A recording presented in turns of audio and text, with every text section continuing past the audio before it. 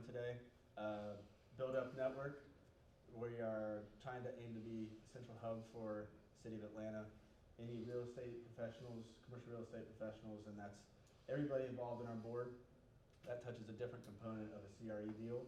And the big thing here is you guys are at a Spark series, which is kind of based on the terms of let's spark some conversation here today, learn something, and we can all build off of each other. William here today is going to present on work-life balance and maybe his own perspective of the work-life balance, and maybe not to what it's kind of known to become, but something, a new and improved version of that. And I hope we can all sit back and welcome William Walker. Awesome. Thank you. Thank you very much.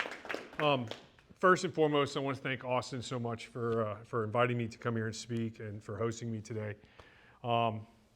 As you guys heard me earlier, I talked a little bit about my background. My name is William Walker. I'm an executive coach. I have a leadership development company as well. My coaching is primarily focused to work with men, but my leadership development is in the construction and design industry.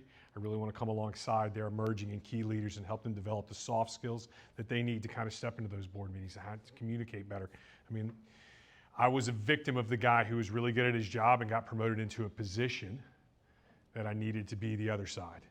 And that doesn't always translate well. It would have been great to have someone come alongside me to kind of coach me up and help me understand what it's like to walk into a board meeting and not have to, well, what's the word I'm looking for? Upset everybody in the meeting, right? Because I was a little gruff or whatever.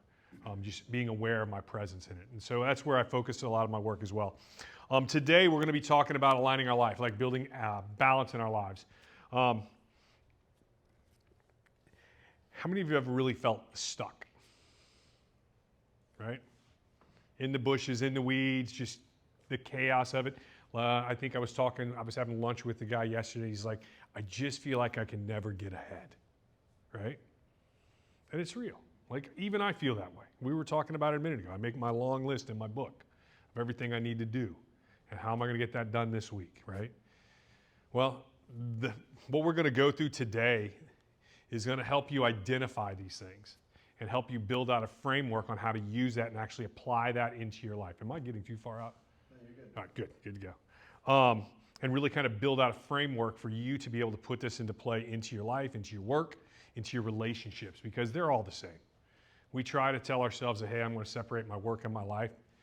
It doesn't happen. Like if you come to work and you're in a bad mood because you got in a fight with your significant other or whatever, your kids, I can promise you the rest of your day, the people you work with are going to feel that.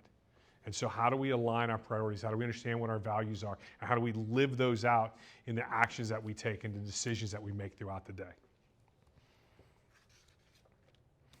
So what to expect today? It's actually going to be very interactive. It's just not going to be me speaking. I actually have a worksheet that I'm going to get you to download on your phone.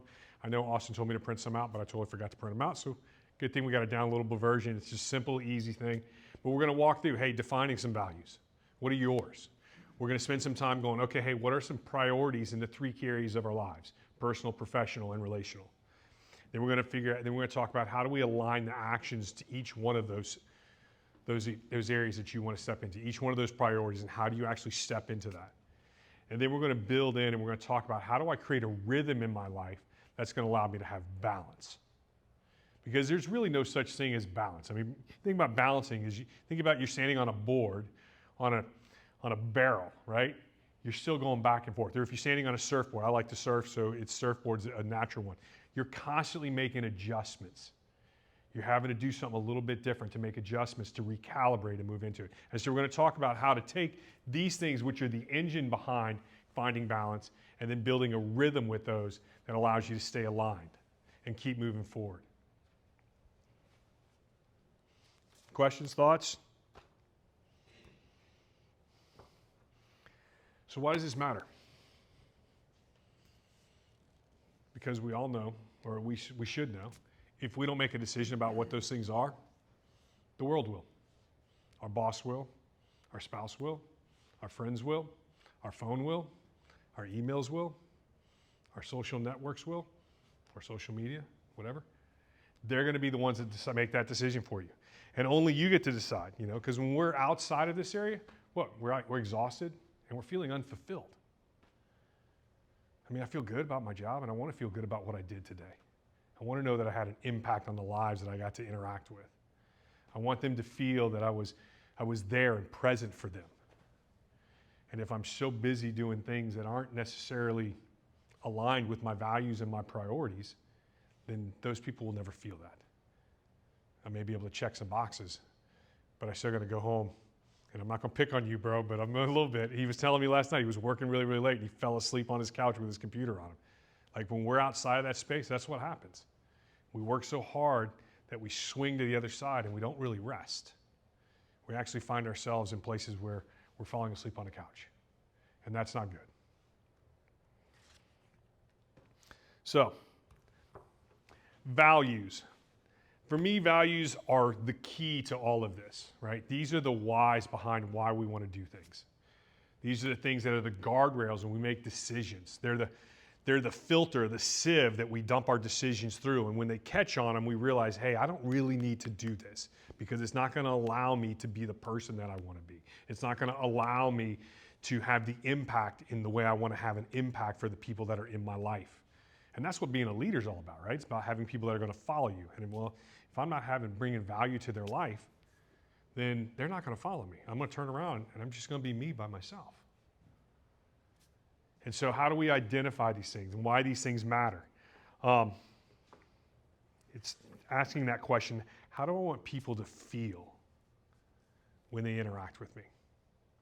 I remember when I first went through this whole series of stuff today, and I'm going to stop for a second and tell a story.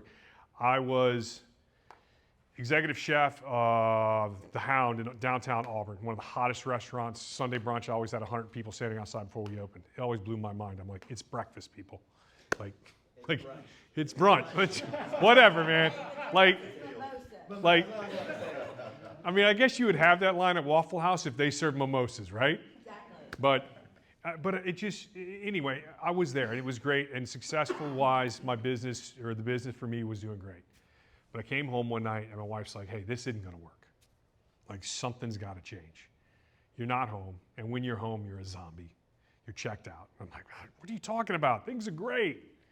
I was 240 pounds, out of shape, mentally, physically, spiritually, my life was a complete wreck. My career was great. Making a lot of money, had the hottest restaurant in town, but my wife was like, this isn't gonna work. And we were 3 years into our marriage.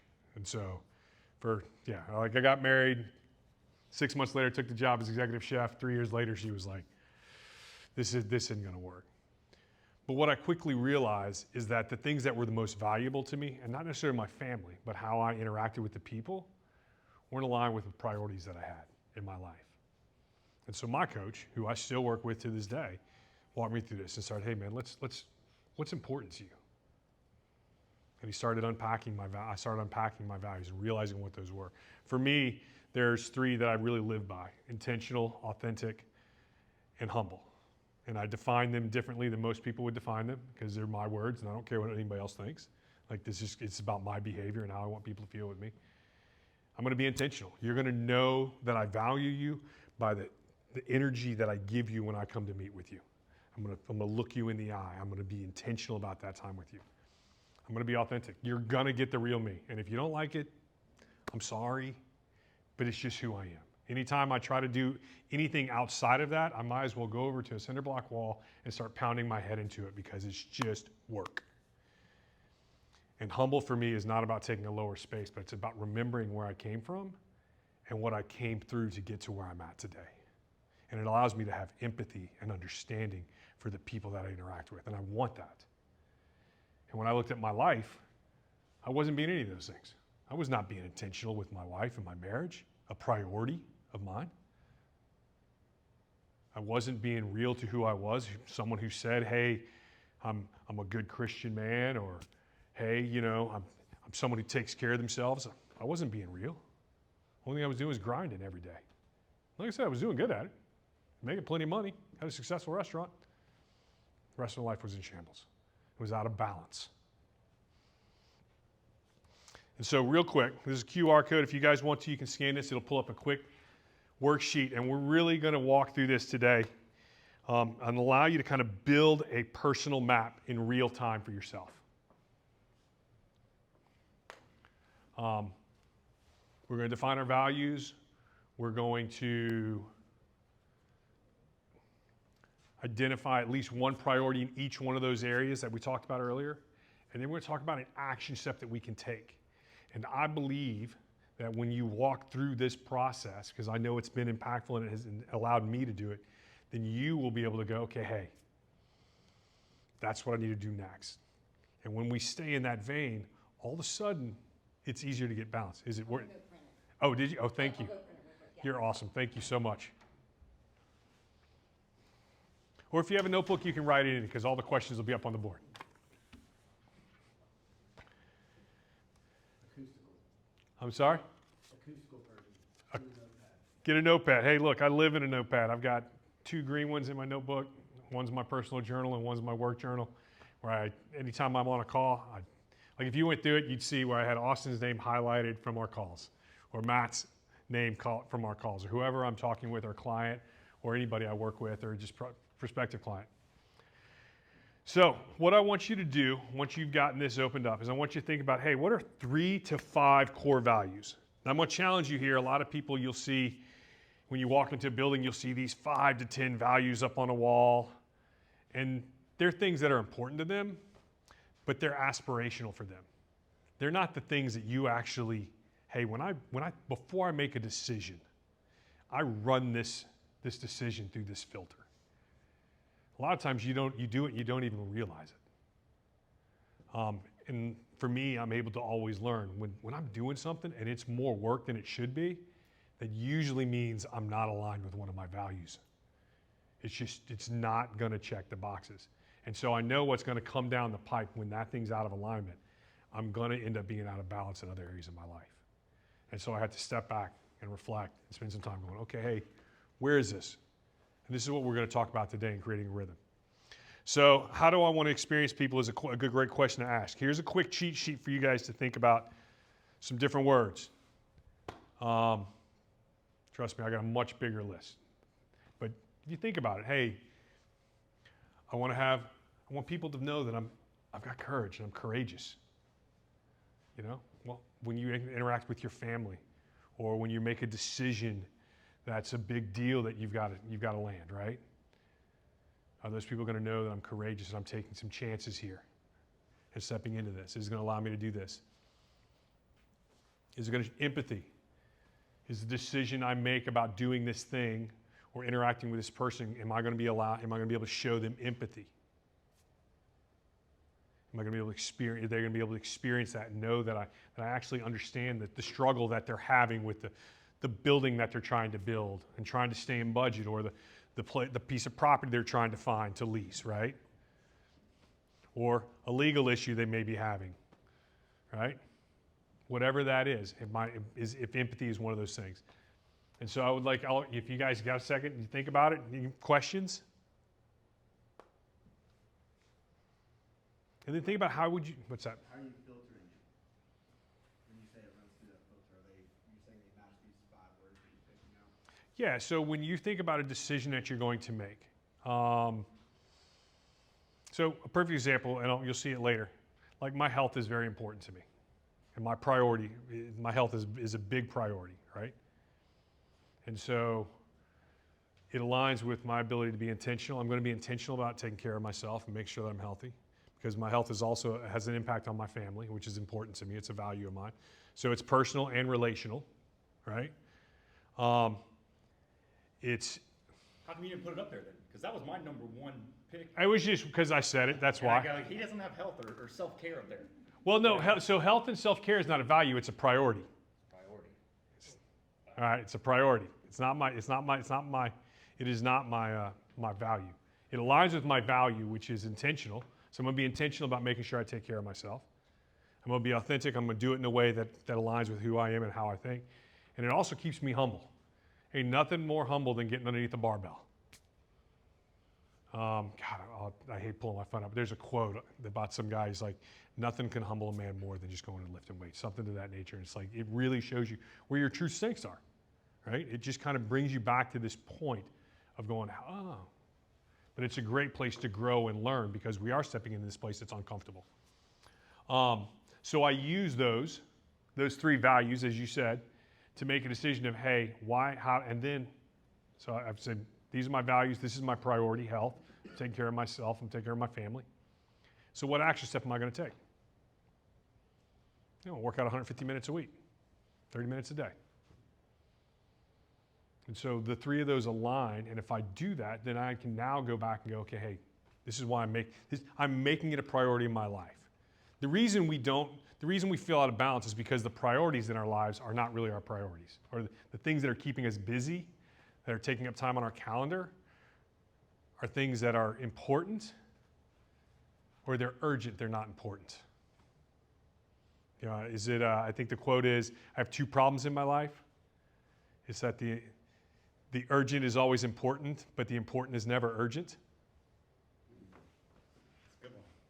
That is not me. That's Teddy. I think it was one of the Roosevelts said it at a presidential nomination. He brought it up. I don't remember who it was, but they said it. No, that's okay. She's like, it's mad. But I have some paper if anybody needs to write. Go ahead, William. No, you're good. You're good. So, defining your values. Like I said, here's some examples. I told you my examples in my zombie story. So once you've taken the time to think about, hey, when these things are my values, how do we start looking at our life from a standpoint of what are my priorities?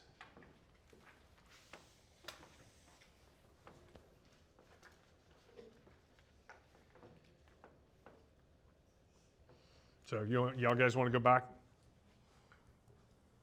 Values. So we were looking at the idea of writing down 3 values that are going to be pivotal and we use as a way to make decisions every day. They're the filter that when I have a decision about something, I dump it through, and if it catches on one of them, I probably don't need to step into it. Are these values that we want to strive for? No. Or are they what they currently are? They are things that you live by right now. We all have, because we all do. Like, there are things that I aspire to be, right? Let's see, what's a good one? Here's one that everybody always scoffs at, right? And I think it's fun. Honesty. I aspire to always be as honest as I can.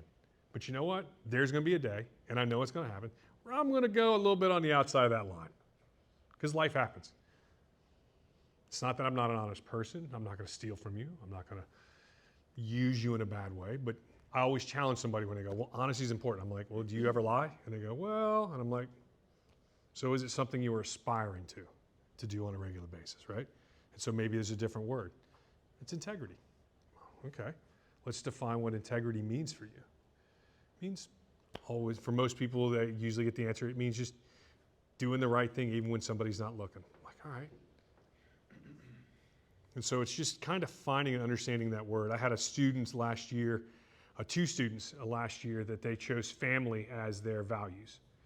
One person, they defined it as, hey, family is described or defined as, I want everybody that I interact with to feel like they have a family or they belong to a family. Where the young lady actually defined that word as, hey, it's my immediate family. When I make a decision, no matter what I do, I always think about the impact that it's going to have on my brothers, my sisters, my mom, and my dad. And so, same word, 2 different definitions, both of them great. All right, no wrongs, no rights. And so does that help answer your question when you think about aspirational versus those non-negotiables? Oh, no. Where I was going with is I would love to have more gratitude. So I wasn't sure if I should be striving for that one. So should I write that one down? Yeah. Because I'm terrible about that. No, so yes, this is an aspirational value. This is something that you want to do. And so you're learning, you're growing into it. It's not that we're not saying these are not important, but we are saying is that, hey, there's usually 3 in our lives, maybe 5, that are just like non-negotiables. When I interact with somebody, I want to make sure they're feeling this way. And you hear me saying that over and over and over again. When I make a decision, I'm going to be intentional about how I make it and how I interact with that person. I'm going to be authentic.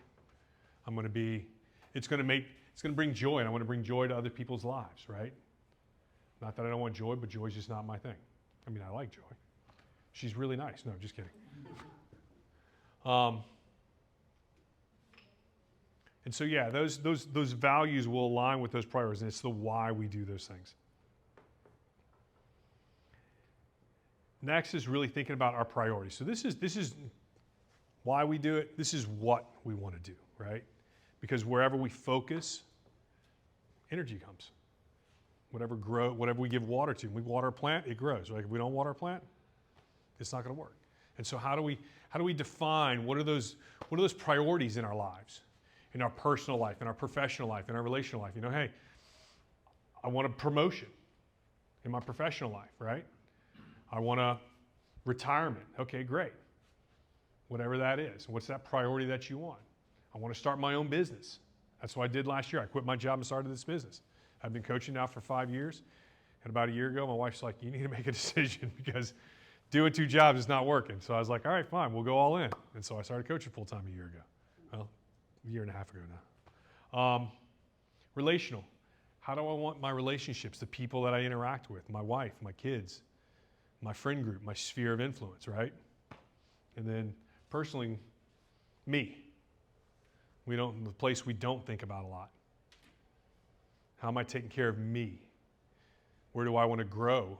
What do I want to learn? What are things I want to do? What are adventures I want to take? I want to go skiing. Hopefully we're... Or money. Or money, yeah. We just go hiking where there used to be snow. So what I'd like for you to do is kind of think about it for a second. Maybe write down one thing for each one of these areas and kind of go, okay, hey, in my personal life, here's one key priority. One thing I want to work on. One thing that's important to me right now. I still want to make the argument of going back. No, good. Come on. To say it, No. and putting health under my values, because I know it's prioritized. It can be. But you prioritize clean eating because you value your health. It You absolutely prioritize the gym. can. I'm not going to. Any value you want. I'm saying, and when I was explaining it earlier, it wasn't. So if I did that and it confused you.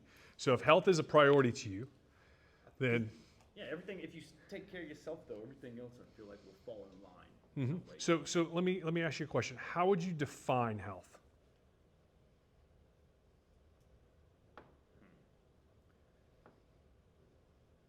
being, that one's tough.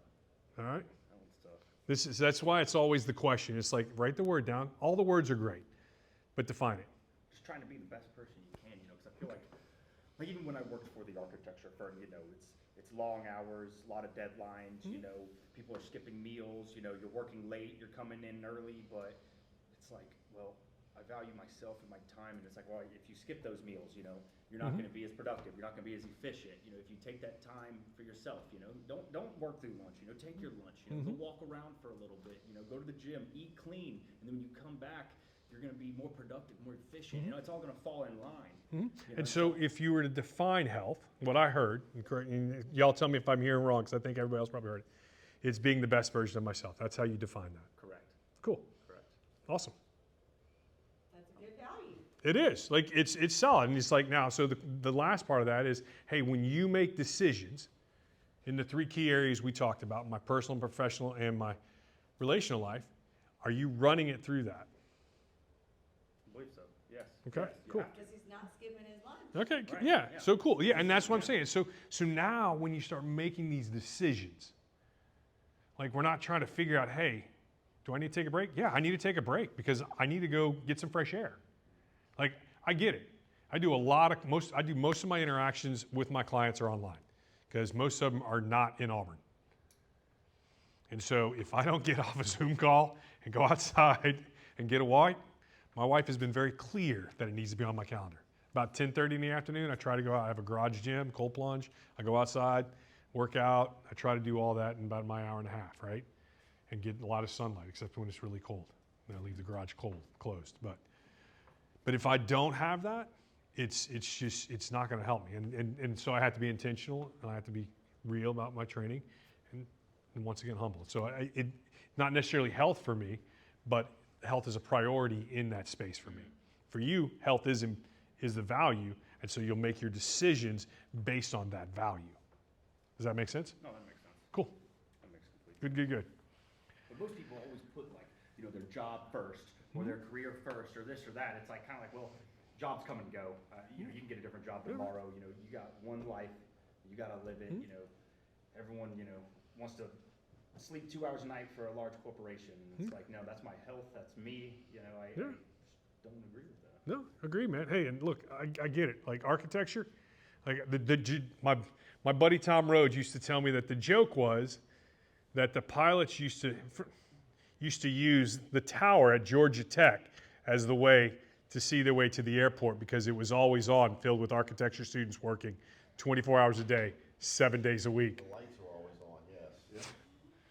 He's like, I like where that stopped. Boy, that just leaves a wide open road to go down. We can talk. I want to hear those stories later because Tom hadn't told me all of them. But, and so that, yeah, so it has your impact. So it's like, hey, I'm no longer an architect because my health's important. It doesn't allow me to do that. And so, see what I mean? And so you're thinking about your values as the things that kind of help guide those decisions we're going to make so that you stay aligned and you keep moving forward. And don't get me wrong, sometimes we gotta push through some certain things because there's times of the year that has to happen. But it's understanding, and we'll talk about how do we create a rhythm around that on this last slide. So now once you've got kind of one priority in each one of the areas, align, go back and go, okay, does this personal priority align it with your values? Does it align up with the things that I'm saying are important in my life? And you don't have to share with somebody if you don't want to. I put it on it when I've done this a couple times before. I've had large groups and I'll give everybody interacting and talking, but you guys are all interacting and talking.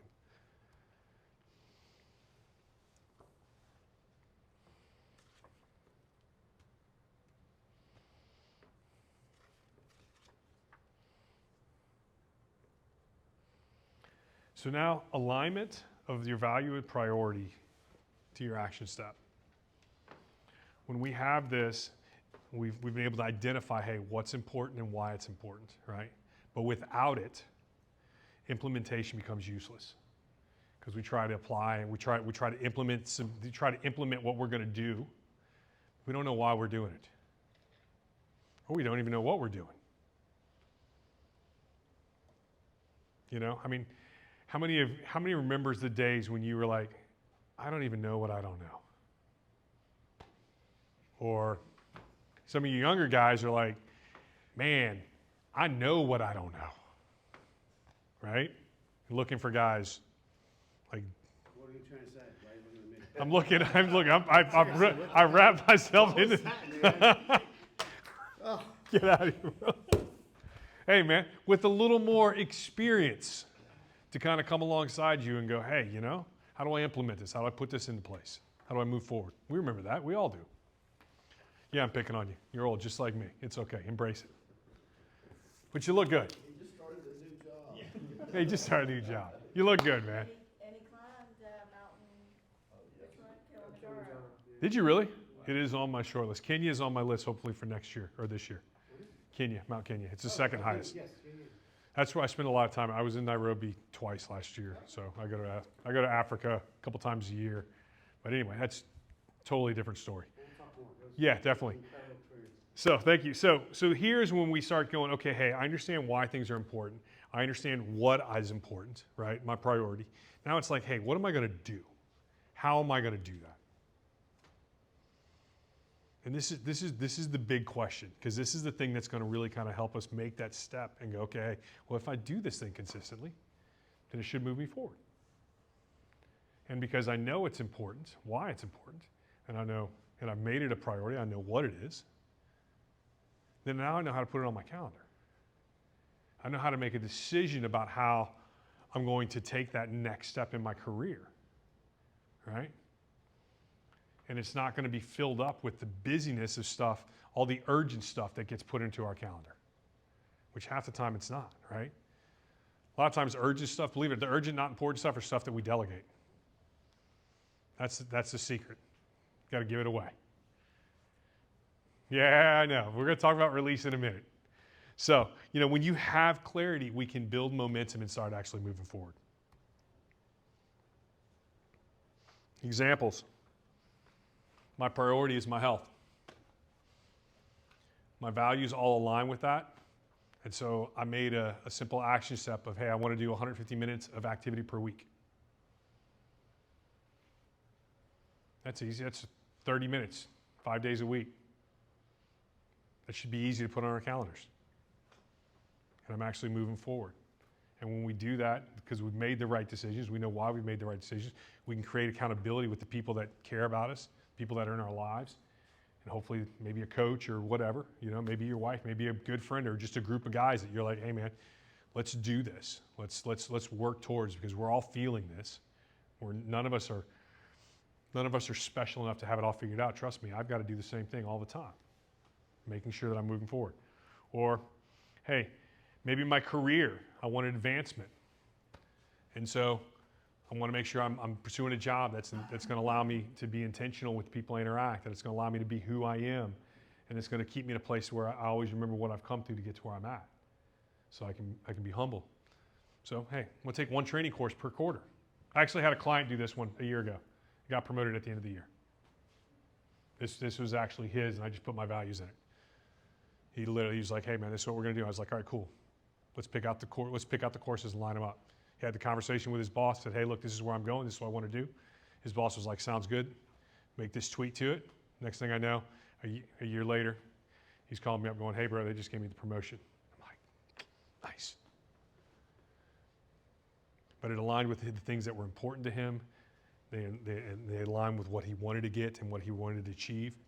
And when he did that, it allowed him to have clarity and momentum to move forward and step into that. I mean, so you think about I know I kind of talked about surfing, right, earlier. When you're surfing, you're on that wave, right? But it's the wave actually pushing you in. And so you've got to have momentum from the wave to push you in. But while you're up there, you still got to be able to stand in a way that's going to, like, you got to keep balance because you're on this board that's on a wave that usually, if you jump in the water, we just sink straight to the bottom. So there's a level of inertia that needs to be there, as well as a level of balance. And we get that from being able to align these three things together and really build them out.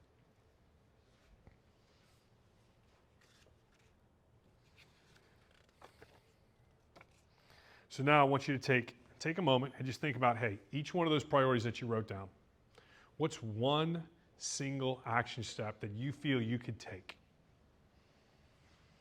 Hey, let's go 3 months. Let's not even think about 12 months from now.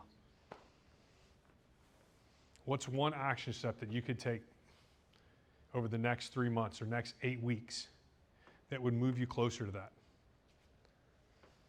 Remember, every decision we make has a lifetime. There's only a couple decisions that we're ever going to make that are forever. So if you make a decision, hey, I'm going to do this, it's got a start point and it's got an end point. Getting married, having kids, maybe a decision about your faith, those are lifetime decisions. Buying a house is not a lifetime decision. Buying a car is not a lifetime decision. None of those are. It can feel like it. It can definitely feel like it. 30 years is a long time on a mortgage. But when you think about it, like I had a conversation with my coach, and he asked me one day, I was navigating through 4 or 5 decisions that I had to make that I wanted to work through. And he's like, hey, I want you to write it up on the board, and I want you to look at it, and then I want you to go, hey, what's the lifetime of each one of those decisions? And one of them was like, it was 12 weeks. But then when I really started doing the math, it was an every other week meeting. And I'm like, I can do anything 6 times. So potentially one of these things that you're talking about doing is something that you're only going to do 6 times consistently, and it's going to move the needle. If you did this continually, it's going to move the needle. You're going to feel the balance because you're taking back control over your life and the decisions that you get to make. You heard me say at the very beginning of this, hey, the world will decide if we let it. Your boss will decide if you let him.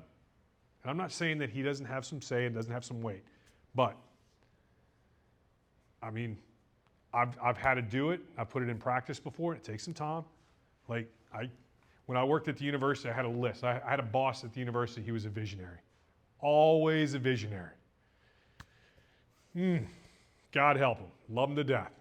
But I kept a running list of the things that he had me working on my whiteboard. So anytime he came in and he would start dreaming, I would just look up and be like, hey, which one? And he knew. He's like, hey, you know what? Actually, the one that's at the top, that one's really like something we can start in like 3 months from now, but I really need this one to be up top and I want you to work on that. Cool. Instead of just adding another thing to the bottom of my list. So I allowed him to have some decisions in me, but it was aligned with the priorities and my values. It allowed me to be authentic and intentional. I was able to understand and empathize with how he interacted with the world because I knew that he was a visionary. And he loved it. Like he dreams. Like he was awesome. But it allowed me to have balance in my work life because he was able to kind of go and go, oh yeah, I need to move this. I'm like, cool, we'll move it, adjust it. And then once you get done with that, maybe make a note, hey, who can I share this with that's going to hold me accountable to moving this forward? He was just telling you which wave to ride. Yeah, he was. He would tell me, hey, get off this one, get on this one. Awesome, man.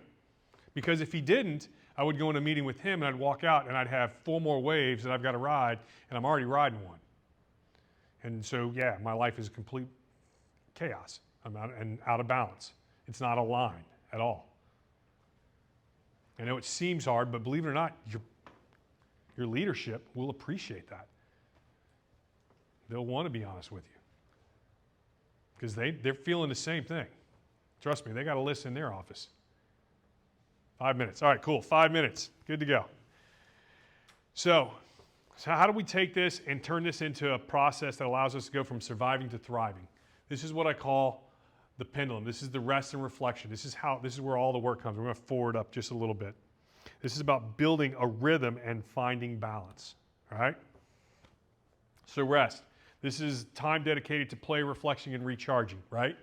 Work. This is all about focus on the output and achieving the tangible results. What happens when we're in a good rhythm, we stay within this space, right? What happens when we're not in a good rhythm, we're way out over here. Yes, please. We're way out over here on the overwork space. And what happens when we overwork? What does Plato, or I don't know, what does this guy say about every action has what? So if you're way out over here, overworking, working 15, 20 hours a day, you got to swing over here, which means you're binge watching Netflix with your hand in a bag of potato chips, falling asleep on your couch. Right? Not picking on you. That's always the analogy I use. I am not picking on you, man. You came in and you said it to me this morning. I was like, I'm so using that. He had a healthy deal with him. Yeah. So, but it's real, right? That's what happens. And so we have to be able to implement this system into our values. And the rest and reflection, the reason this works is because this allows us to take a moment and go, okay, hey, is what I'm doing working? Is it not working? Do I need to do it differently?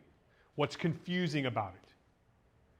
And once we do that, we make the decision, we come down and we release what we needed released. So we're no longer carrying the things that we're going to carry.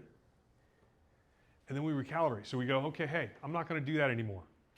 How many times have we done things over and over and over and it's just kept not working? Well, let go of it. Release it. Make a new plan.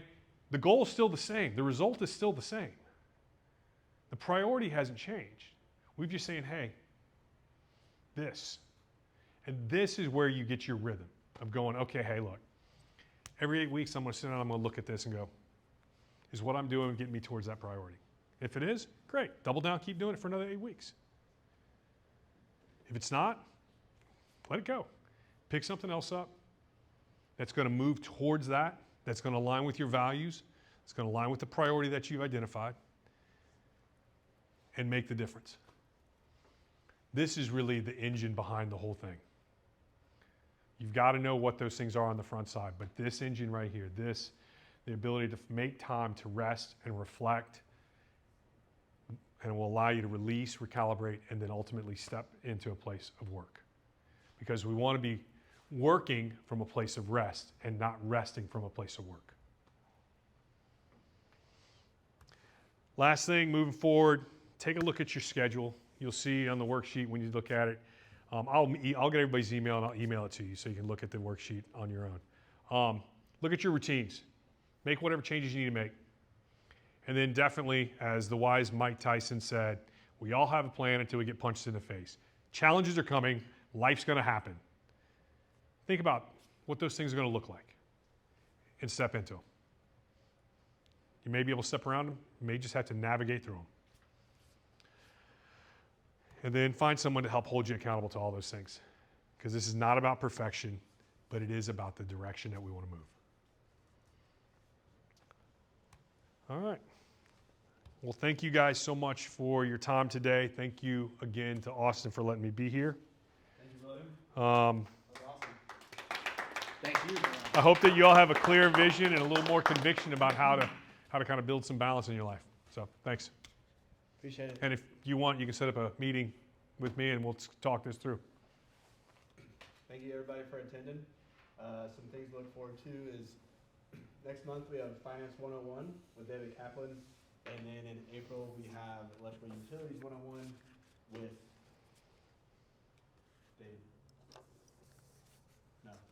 Joe Cathy.